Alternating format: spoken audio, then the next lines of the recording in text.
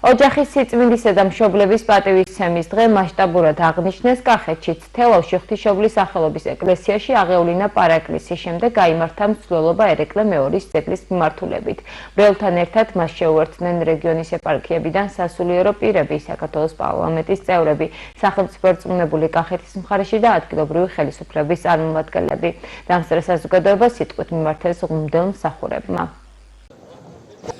ეს არის საამაყო დღე.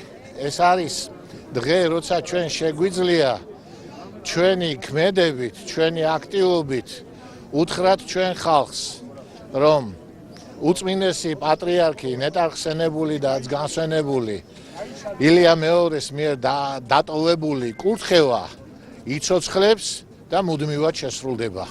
ჩვენ გვიხარია, რომ ამ დღეს, ამ წერტილში თავი მოიყარა ძალიან ბევრმა მნიშვნელოვანმა თარიღმა, მნიშვნელოვანმა მოვლენამ. ეს არის ახალი პატრიარქის აღსაყდრება და პირველი წირვა და სტუმრები, მომლოცველები, რომლებიც ულოცავენ ჩვენს ეკლესიას ამ ღირსშესანიშნავ მოვლენას. ეს არის წლევანდელი წელი, არის განსაკუთრებული წელი იმითაც, რომ აღინიშნება ქრისტიანობის 1700 წელი სახელმწიფო რელიგიად გამოცხადებისა და ჩვენ ამ შინაარსშიც მონაწილეობთ და ამ შინაარსითაც წარმოვადგენთ ქრისტიანობას და რომ ეს არ არის სამუზეუმო ექსპონატი ჩვენი ქრისტიანობა, რომ ეს არის ცოცხალი რწმენა და ცოცხალი ცხოვრების წესი.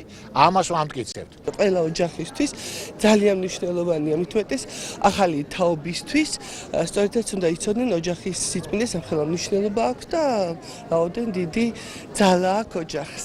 დღევანდელი დღეა, ჩემთვისაც ძალიან მნიშვნელოვანია ოჯახის სიწმინდის დღე.